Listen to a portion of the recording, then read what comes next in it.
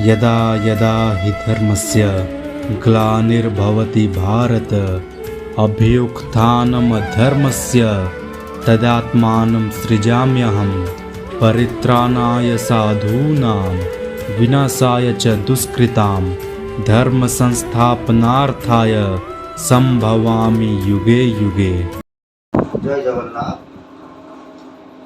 आज जो आलोचना करिबा फेरिबे चैतन्य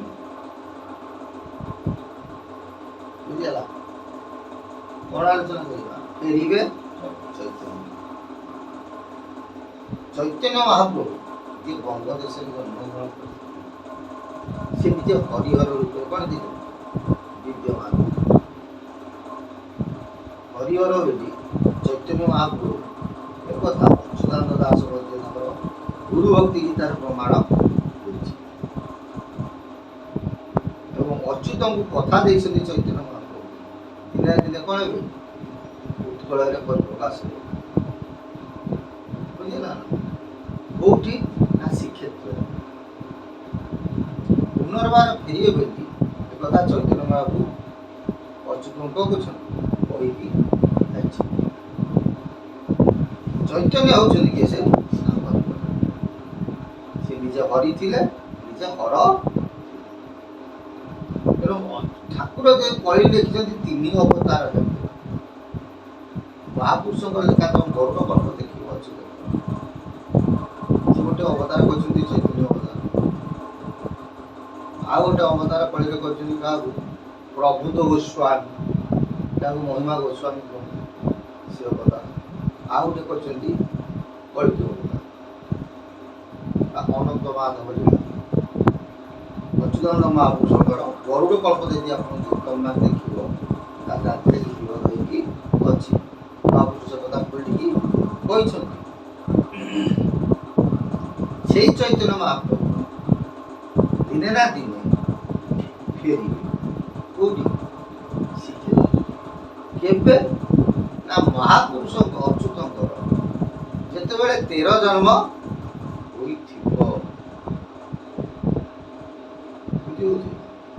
से समय कौन है फेरिए कौटी श्रीक्षेत्र गुप्तर फेरिए लोक कहीं जापर पुणी अच्युतर 13 जन्मटा अच्युत निजे कौन द्वादश गोपाल देह कौन करेंगे खेला लीला करेंगे ताकू भी लोक कहीं जापर पति ब्रह्म से कह मु अच्युत ये कह मु अच्युत से कह मु अच्युत कारण समति देह अच्युत सत्ताटा शेष समय वास्तव मत जी मूल अच्युत से अच्युत सहित जो भेट हे ये द्वादश गोपाल कड़ा कौन हरण अच्युत प्रकृत अच्युतानंद महापुरुष से कौन रुचि घटभुक्त होती न जाने मैंने आमरी मान सहित मिसिक रोते कहीं जापर यही कथा नहीं 13 जन्म शरण महापुरुष लिखिं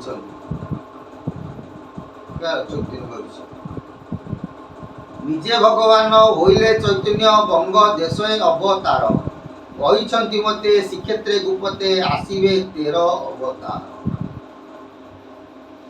हे रामदास हे राम मते निजे से प्रभु अवतारी पुरुष चैतन्य देव कहते मोर जितेबाला 13 अवतार हो 13 जन्म हम से समय सी मत आसिक भेट कौटी ना श्रीक्षेत्र कहते मत श्रीक्षेत्र गुप्ते आसवे 13 अवतार तो भाव 13 अवतार कौन हम 13 जन्म पर श्रीक्षेत्र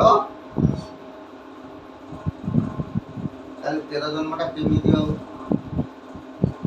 से 13 जन्म प्रमाण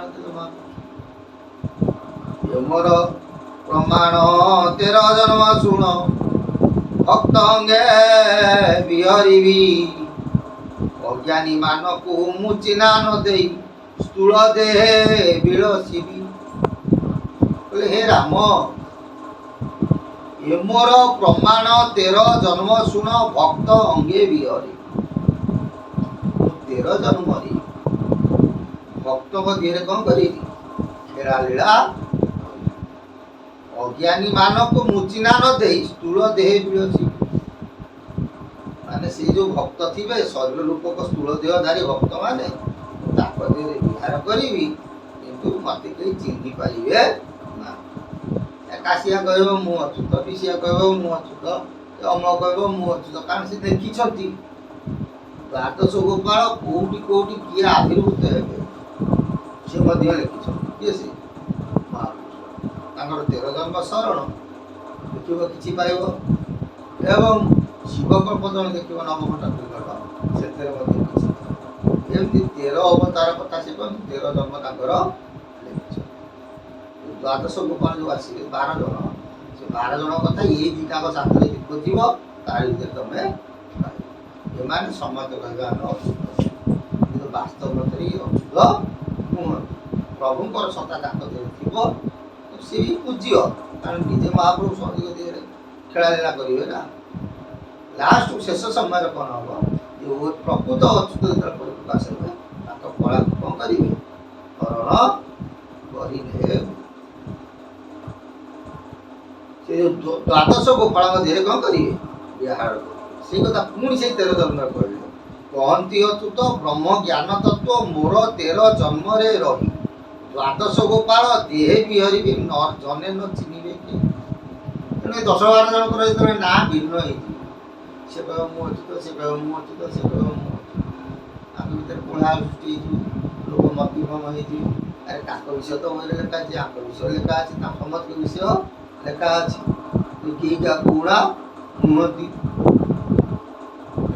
ବର୍ତ୍ତମାନ ସମୟରେ ଆମ ଯେତିକି ଜାଣିଛୁ ମହାପୁରୁଷ ଯୋଉ ଦ୍ୱାଦଶ ଗୋପାଳଙ୍କ ଦେହରେ ଆବିର୍ଭୂତ ହେବେ, ଦ୍ୱାଦଶ ଗୋପାଳ ମାନେ ପ୍ରାୟ ଆସିଗଲେ, ସେମାନେ ଧୀରେ ଧୀରେ ପରିପ୍ରକାଶ ମଧ୍ୟ ହେଲେ। ଆଉ ଗୋଟେ ଭଲ କଥା ନ ମନେ ରଖ, ପଞ୍ଚସଖାଙ୍କର ଥିଲେ ଦ୍ୱାଦଶ ଗୋପାଳ, ଅଚ୍ୟୁତଙ୍କ ଥିଲେ ଦ୍ୱାଦଶ ଗୋପାଳ, ଶିଶୁ ଅନନ୍ତ ଥିଲେ ଦ୍ୱାଦଶ ଗୋପାଳ, ଯଶୋବନ୍ତ କରିଥିଲେ ଦ୍ୱାଦଶ ଗୋପାଳ, ସମସ୍ତଙ୍କର ଦ୍ୱାଦଶ ଗୋପାଳ ଥିଲେ, କିନ୍ତୁ ଠାକୁରଙ୍କର ସ୍ୱତନ୍ତ୍ର ମଧ୍ୟ ଥିଲେ ଦ୍ୱାଦଶ ଗୋପାଳ। କଥାଟା ବୁଝୁଛ? ଇଏ 5 ଜଣଙ୍କର ଥିଲେ ଦ୍ୱାଦଶ ଗୋପାଳ, କିନ୍ତୁ ଠାକୁରଙ୍କର ସ୍ୱତନ୍ତ୍ର ମଧ୍ୟ ଥିଲେ ଦ୍ୱାଦଶ ଗୋପାଳ।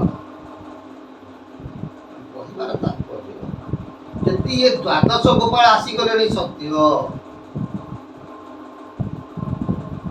13 ଜନ୍ମରେ,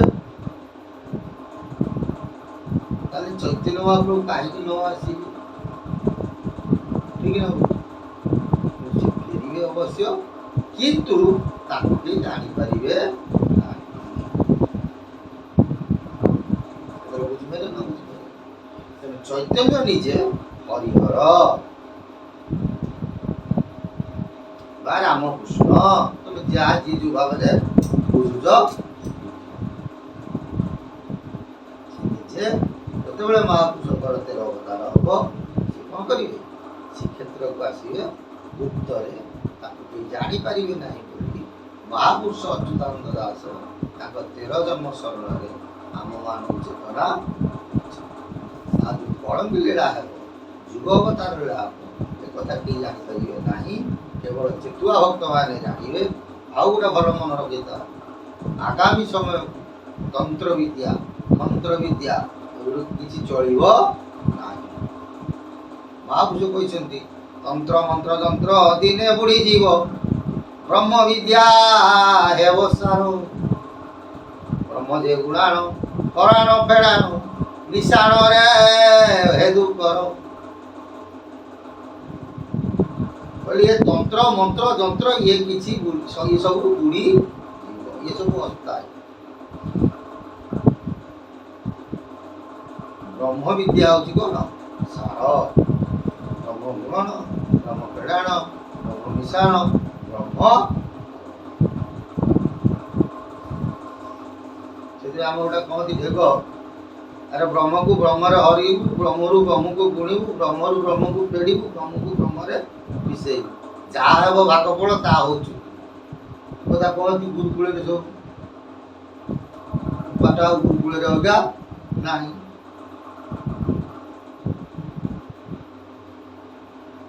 ଅନୁଭୂତି କରିଯିବ ସେ କଥା ଯେ ମଣିଷ ଯେତେବେଳେ ଅନୁଭୂତି କରେ ଠାକୁର ଅଭିରାମ ପରମହଂସ ଭାଷାରେ ଗୁରୁ ଶିଷ୍ୟ ଦୁହେଁ ପ୍ରଳୟ କାଳେ କାହିଁ ରହିଲେ ମୁଁ ଜାଣି ନ ପାରେ। ତମେ ଜାଣିଯିବ ଏ କଥା ଯିଏ ଜାଣିଯିବେ ସେତେବେଳକୁ ଗୁରୁ ଶିଷ୍ୟ ଏକାଙ୍ଗ ହେଇଯିବେ ଭିନ୍ନା ଭିନ୍ନ କେହି ନୁହଁ। ବୁଝିପାରିଲ? ଜୟ ଜଗନ୍ନାଥ। ସେ ଚୈତନ୍ୟ ମହାପ୍ରଭୁ ସଦିଶା ପୂର୍ଣ୍ଣ ହଉ, ମହାପୁରୁଷ ଅଚ୍ୟୁତ ସଦିଶା ପୂର୍ଣ୍ଣ ହଉ, ଦ୍ୱାଦଶ ଗୋପାଳ ସଦିଶା ପୂର୍ଣ୍ଣ ହଉ। ବୋଲ ଆନନ୍ଦ କବା